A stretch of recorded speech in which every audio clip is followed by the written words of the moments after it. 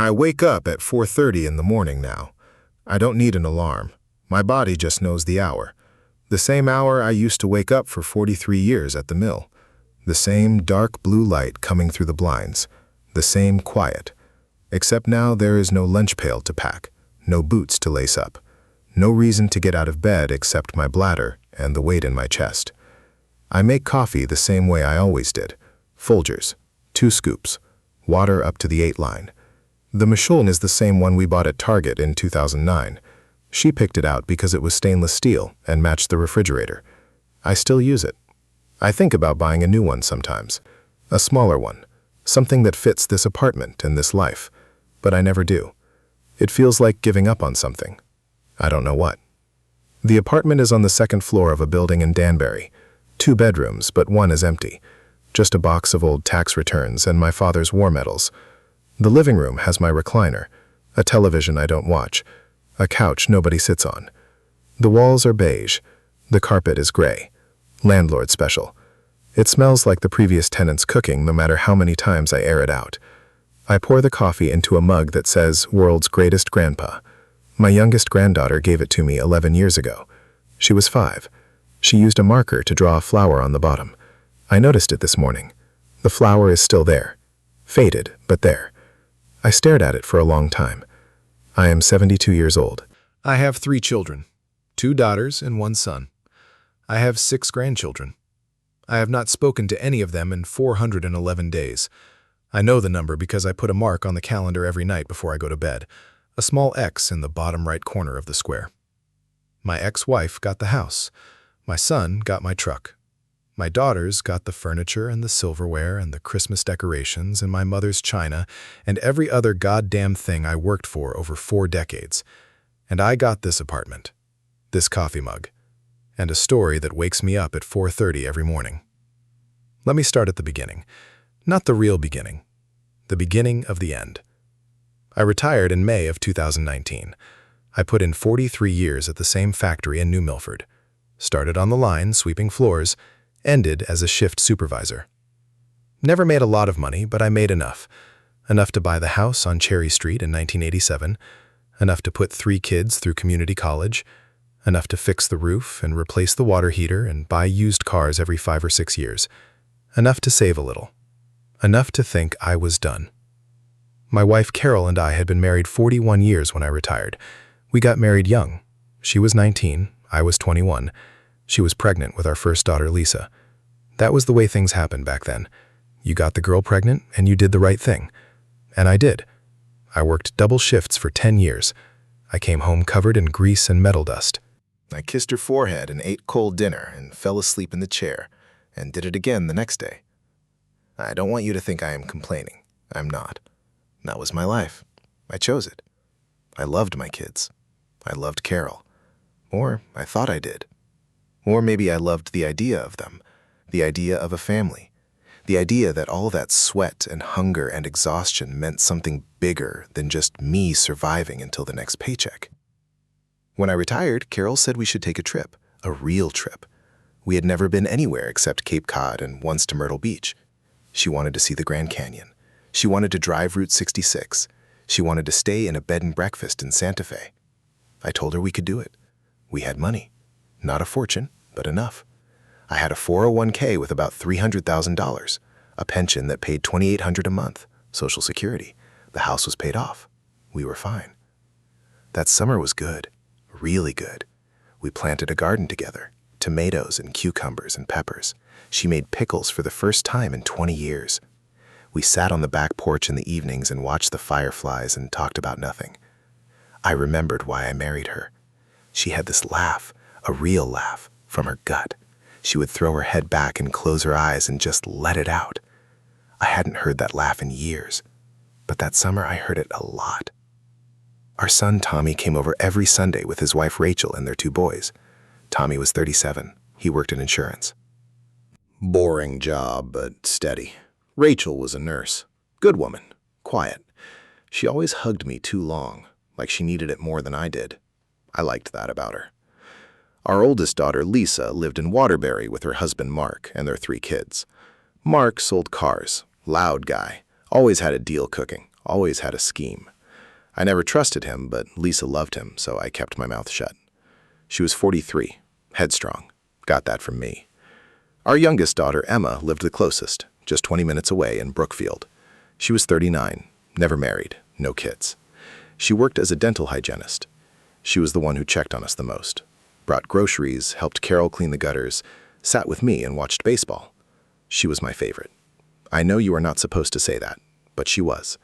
She had my sense of humor, my temper too. We understood each other without words. The cracks started small, so small I thought I was imagining them.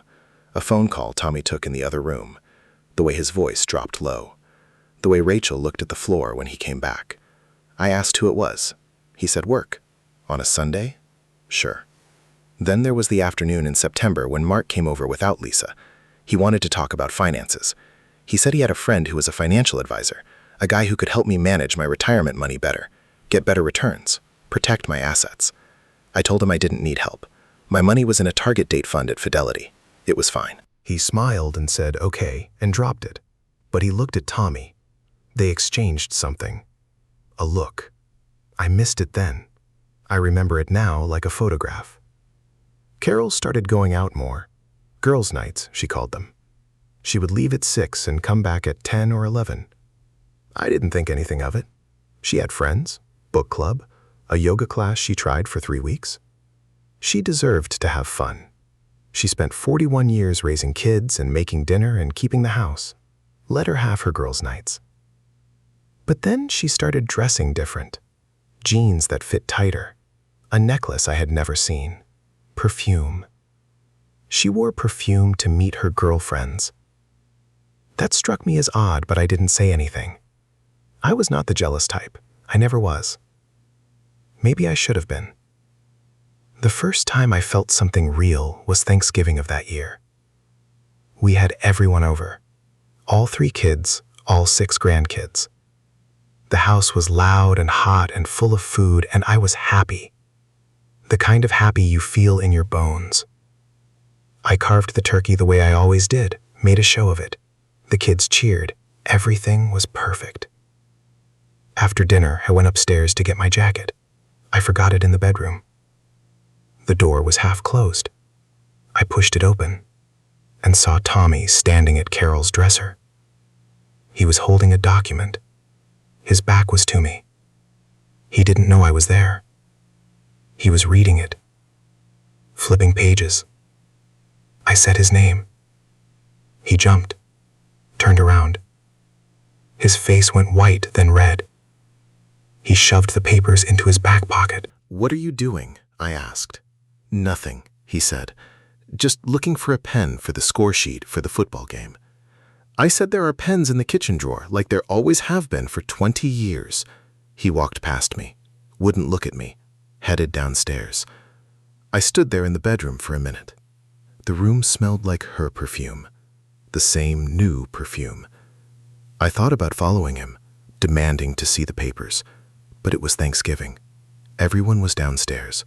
The kids were playing. Carol was pouring wine. I let it go. I have replayed that moment 1,000 times, 2,000 times. What if I had grabbed him? What if I had yelled? What if I had called a lawyer the next day? What if? What if? What if? You learn that what if is a poison. It doesn't change anything. It just makes you sick. December came, cold and dark. I spent most of my time in the garage. I had a wood shop back there. Nothing fancy. A table saw, a band saw, some hand tools. I made cutting boards and birdhouses, and once I made a crib for Emma's neighbor who was having a baby. I liked the noise of the machines, the smell of sawdust. It was the only place my brain shut up. One afternoon, I was out there sanding a piece of oak when Carol came out. She had her coat on, her keys in her hand. She said she was going to the mall. I said okay. She stood there for a second, like she wanted to say something else. Then she left. I went inside to get a soda. The house was quiet. Too quiet. I walked through the living room, and I don't know why, but I stopped at her desk. It was a small writing desk in the corner. She paid bills there, wrote birthday cards. I had never looked in it. Not once in 41 years. That day I opened the top drawer. There was a phone. A small flip phone. Not her phone. Her phone was an iPhone she didn't know how to use. This was a burner. I know what a burner is. I watched the wire. I opened it. The screen lit up. There was one text thread. Last message was from that morning. See you at 2. Same place. Can't wait. I scrolled up. Messages for weeks, months. All of them short, all of them coded. But I understood enough. I love you. I miss you. Last night was perfect. When can we be together? I closed the phone, put it back, walked to the kitchen, sat down at the table. I don't know how long I sat there. The sun went down, the house got dark. Carol came home. She turned on the light and saw me sitting there. And she knew. The way her face changed, the way she stopped breathing, she knew. We didn't scream, we didn't cry. We just sat there in the dark kitchen, and she told me. She had been seeing a man named Gary for 2 years. 2 years. He was a retired firefighter from Richfield. They met at a grief support group. She started going because her best friend from high school died of cancer, and she said she needed to talk to people who understood loss. I didn't know she was struggling. She never told me. She just went to the group and found Gary, and they started talking, and then they started meeting for coffee, and then they started meeting for more. I asked her if she loved him. She said yes. I asked her if she had ever loved me. She said she didn't know anymore. 41 years, 3 children, a house, a life. She didn't know. I asked her if it was my fault. She said no. Then she said yes. Then she said she didn't know. She said I worked too much. I was never home. I was always tired. I never wanted to go anywhere or do anything. I was a good provider, but I was not a good husband. I made her feel alone. Gary made her feel seen. I could argue with that. I could tell you about the double shifts and the back injuries and the nights I came home so beat I could barely stand. I could tell you about the vacations we never took because we were saving for college. I could tell you about the car I drove for 14 years while she got a new one every 5. I could tell you a lot of things, but none of them would matter. She felt what she felt, and she found someone else because of it. The next weeks were a blur. She moved into the guest room. We told the kids we were having problems, but we didn't say how bad. Tommy came over. He hugged his mother. He shook my hand. He said he was sorry, but something in his eyes. The same look from Thanksgiving. The same look from the bedroom. He knew. He had known. He knew about Gary. That was the first crack that turned into a canyon. I asked him one night. He was helping me bring the trash cans to the curb. I said, "Did you know?" He stopped walking, stood there in the dark with the cans between us. The neighbor's security light clicked on. He said, "Yes." He said Mom told him 6 months ago she was going to leave me. She wanted to do it the right way. She wanted to protect herself. She asked him to help her find a lawyer, to help her look at the finances, to help her make sure she would be okay. I asked him why he didn't tell me. He said because she asked him not to. I asked him whose side he was on. He said he was on both sides. I said that is not possible. He said he was sorry. Then he went inside and I stayed in the driveway for an hour. The stars were out. Cold as hell. I just stood there and looked up and felt like the whole world had been pulled out from under my feet. I called a lawyer, a divorce lawyer in Danbury. Old guy named Kowalski. He had been practicing since the 70s. He listened to my story. He asked about the house, the 401k, the pension, the Social Security. He asked if Carol had her own income. I said no. She had worked part-time here and there, but mostly stayed home with the kids. He nodded. He said Connecticut is an equitable distribution state, not community property. That means the judge decides what is fair, not automatically 50-50. But with a 41-year marriage and her being a homemaker, and me being the primary earner, I was likely looking at a serious split. Probably half of everything. Maybe more if she argued she sacrificed her career for the family. I asked about Gary, the affair. He said Connecticut is a no-fault state. The court does not care who cheated. It does not matter. She could have had 10 boyfriends, and it would not change the financial settlement. I asked about the burner phone, the texts. He said it might matter for alimony if we could prove she was cohabitating with someone else. But we would need evidence. Photos. Witnesses. A lease agreement. Something concrete. I didn't have any of that. I just had a flip phone full of I love yous, and a wife who didn't know if she ever loved me. The divorce took 8 months. 8 months of hell. Carol moved out in February. She went to an apartment in New Milford. Gary lived there too eventually, but I couldn't prove it. The kids came over less and less. Lisa said it was too hard to see me like this. Emma said she needed space to process. Tommy came by once a week, but it was different. He was guarded, careful, like he was handling a bomb. I lost 40 pounds. I didn't sleep. I sat in my recliner and stared at the wall, and thought about every moment of my marriage, every fight, every silence, every time I chose work over her, every time she reached for me, and I was too tired to reach back. I did that to myself. I tore myself apart with it. The settlement came in September. She got the house. She got half my 401k. She got my pension survivor benefit. She got alimony for 7 years. I got my truck. I got my tools. I got $50,000 cash from the equity we had to pull out of the house. I got to keep my Social Security. She got everything else. I signed the papers in Kowalski's office. My hand was shaking. He asked if I was okay. I said no. He said it would get better. He was wrong.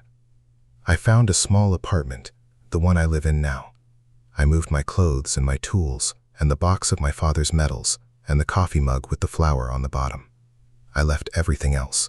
The couch, the table, the bed, the pictures off the wall, the Christmas decorations, the china, all of it. I couldn't look at it anymore. I thought that was the worst of it. I was wrong about that too. The real betrayal came 6 months later, March of 2021. I got a call from Tommy. He said we needed to talk. All 3 kids. Together. He said it was important. He said they wanted to come to my apartment. I said okay. I cleaned the place, bought snacks, chips and dip, and a 6-pack of Heineken. I wanted it to feel like home, like a place my kids would want to visit. They came on a Saturday afternoon. All 3 of them. Tommy and Lisa and Emma. They sat on my couch, the beige couch, the one nobody sits on. They looked at each other. They looked at the floor. They looked anywhere but at me. Tommy spoke first. He said there was something I needed to know. Something about the house. Something about the retirement accounts. Something about the divorce. He said Carol didn't just take half. She took more. With his help. With Lisa's help. With Emma's help. I said, "What are you talking about?" He pulled out a folder. A manila folder. Thick. He opened it and started pulling out papers. Bank statements, wire transfer records, deed documents. He said that over the last 3 years, starting before I even retired, they had been slowly moving money, moving assets, shielding them from the divorce settlement. They had opened accounts in Carol's name only. They had transferred money from our joint savings into those accounts. They had taken out a home equity line of credit in my name without my knowledge. They used my signature. Tommy forged it. He said he had done it at Carol's request. She told him it was to protect the family, that I was going to waste the money, that I was reckless, that she deserved to keep what she had helped build. He said they took $210,000 from the home equity. They moved it into an account in Tommy's name. Then they moved it again into an account in Lisa's name. Then they gave it to Carol after the divorce was final.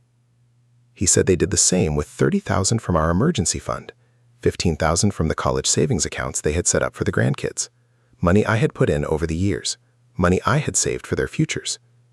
He said Carol also had him transfer the title of my truck to his name 2 weeks before the divorce filing. He said she told him it was to keep the truck safe, that I could still drive it, that it would just be in his name on paper.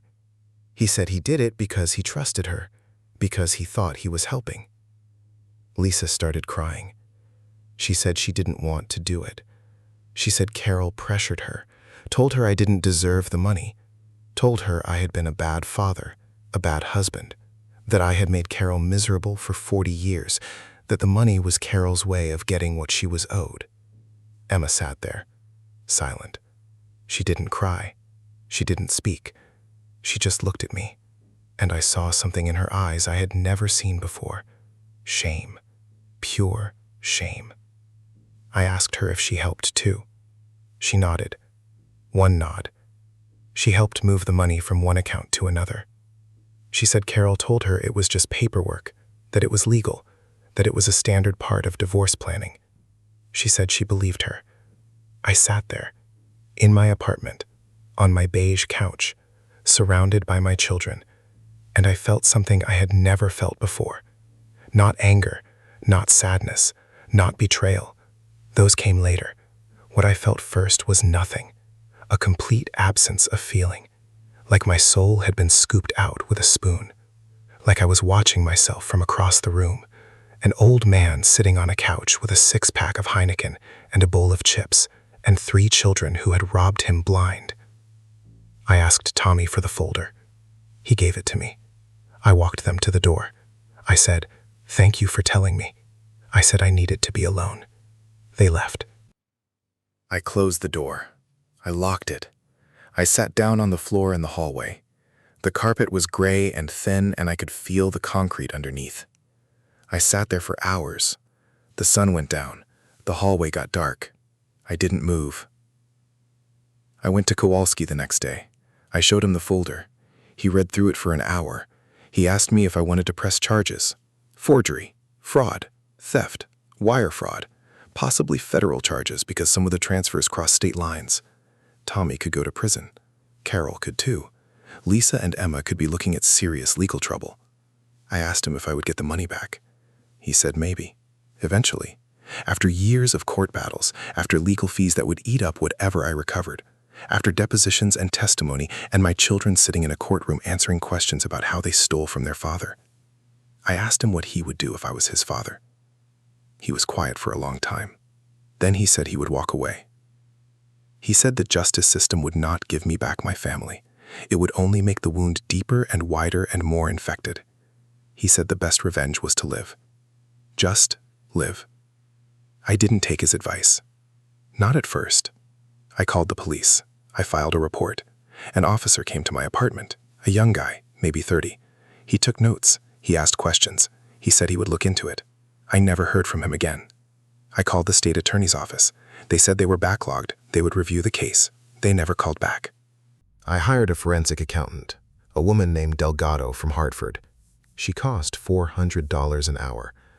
I burned through $10,000 in 3 months. She traced the money. She found most of it. Carol had bought a condo in Florida, a small place near Sarasota. She and Gary were living there half the year. The other half she stayed in the house on Cherry Street, the house I bought, the house I paid for, the house she lived in with another man. Delgado said I had a strong case, but she also said it would take years and cost more than I would likely recover. She recommended mediation, a negotiated settlement, something that might bring some of the money back without destroying what was left of my relationship with my children. I thought about that. The relationship with my children. What relationship? They stole from me. They lied to me. They helped their mother hide assets and forge documents and train my life savings. And they only told me because Tommy got drunk one night and confessed to his wife Rachel, and Rachel said she would leave him if he didn't come clean. That was the only reason I knew. Not guilt, not love. A wife who threatened to walk. I called a family meeting. This time at my apartment again. Same beige couch. Same chips and dip. Same 6-pack. I asked them for a number. How much did they take? Tommy said $297,000. Total. From the home equity, the emergency fund, the college accounts. The truck was worth $18,000, but they gave that back. He handed me the keys. They had been in his pocket the whole time. He said Carol had them. He took them from her. I asked where the money was now. Tommy said Carol had most of it. Some of it was gone. Legal fees, the condo down payment, a new car for Gary, a trip to Italy they took in 2020 when I was sitting alone in this apartment eating frozen lasagna and crying into my coffee. I asked Lisa and Emma if they had any of it. Lisa said she took $10,000. She used it to pay off credit card debt. Emma said she took $5,000. She used it to buy a new furnace for her house. She said she was sorry. She said it a lot. Sorry, sorry, sorry. I asked them if they understood what they had done. If they understood that I worked double shifts for 43 years. That I came home with metal dust in my lungs and grease under my nails and back pain that still wakes me up every morning. That I missed soccer games and school plays and parent-teacher conferences so they could have food and clothes and a roof over their heads. That I put money in those accounts instead of buying myself anything. That my truck was a 2008. That my boots had holes in them. That I never complained. Not once. Lisa cried harder. Emma stared at the floor. Tommy looked at his hands. I asked them if they hated me. Tommy said no. I asked them if they thought I deserved it. He said no. I asked them why they did it then. He said because Carol asked. Because she was their mother. Because they were afraid of her. Because they thought if they didn't help, she would turn on them too. I believed him. I still believe him. Carol was always the strong one. The one who made the decisions. The one who held the grudges. I was just the worker. The mule. The guy who punched the clock and came home and fell asleep in the chair. She was the heart of the family, and she had a cold heart, colder than I ever knew. I made a decision that day. I decided I would not sue them. I would not press charges. I would not spend my remaining years in courtrooms and lawyers' offices. I would not let the bitterness eat me alive. I had seen what that did to men. Old men in VFW halls and coffee shops. Men who talked about their ex-wives and their ungrateful kids until their arteries hardened and their souls turned to stone. I did not want to become that man, but I also decided I was done. Done with all of them. I told them I loved them. I told them I forgave them. I told them I hoped they would find peace. And then I told them to leave and not come back. Tommy asked what I meant. I said I meant exactly what I said. I did not want to see them. I did not want to hear from them. I did not want phone calls or texts or Christmas cards or birthday wishes. I wanted to be alone. I had given them everything I had, and they had taken everything that was left. There was nothing more to give. There was nothing more to take. Emma asked if I was serious. I said I had never been more serious in my life. She started crying. Real crying. Not the performance crying she did on the couch. Ugly crying. The kind that comes from the gut. She said she was sorry 100 times. She said she would do anything to make it right. She said she would give back the money. She would sell her house. She would do whatever I asked. I told her the money was not the thing that hurt. The money was just paper.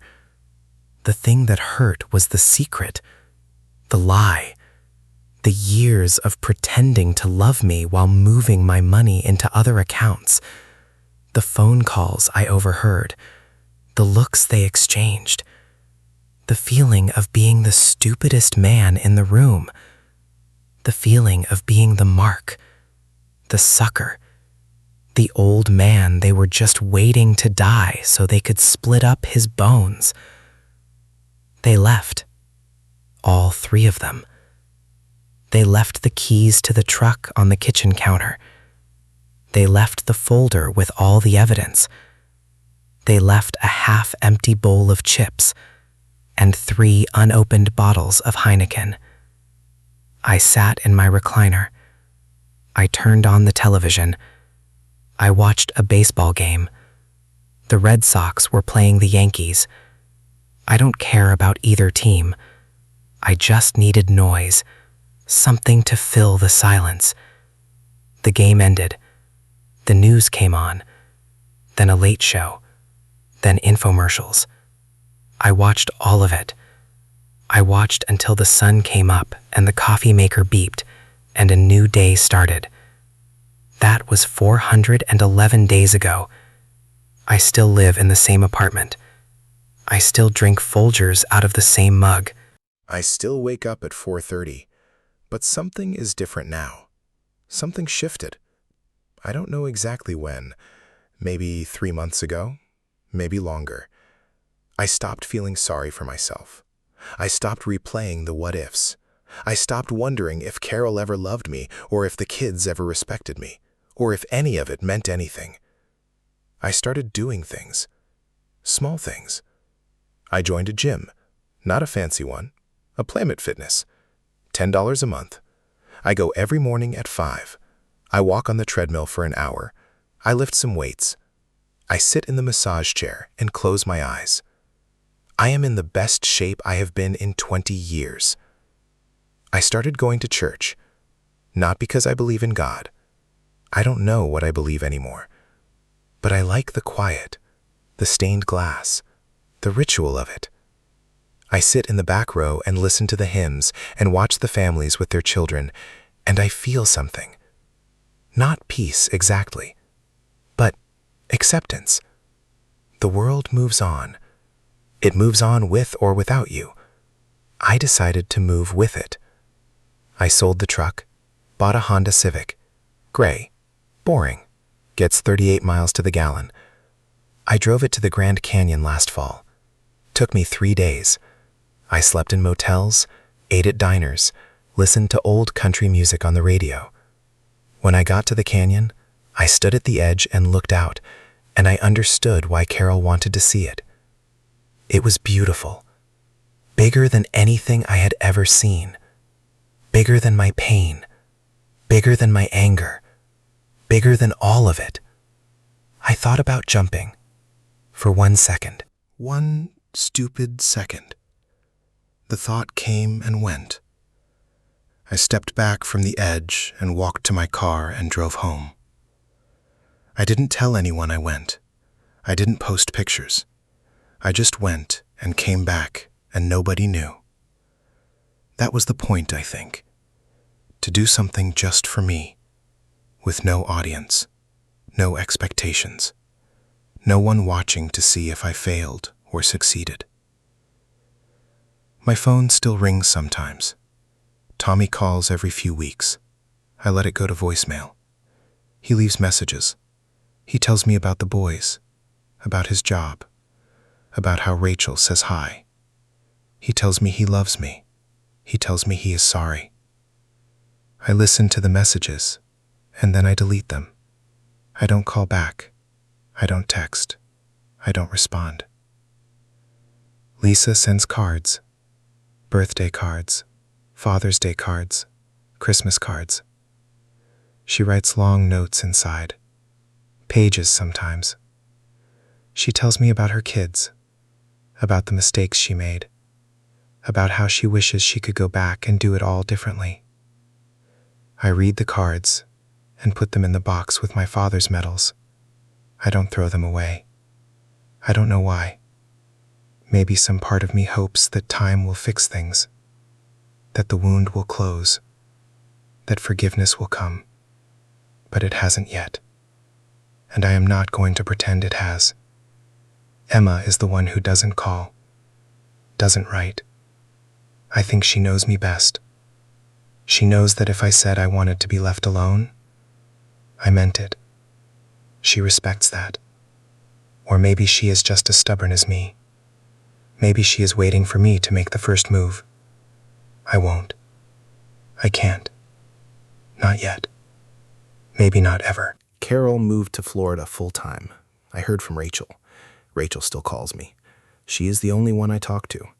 She comes by every few weeks, brings me soup, checks on me. She tells me Carol sold the house on Cherry Street. Some young couple bought it. They painted the shutters blue. They cut down the maple tree in the front yard. The tree I planted when Tommy was born. It's gone. Just a stump now.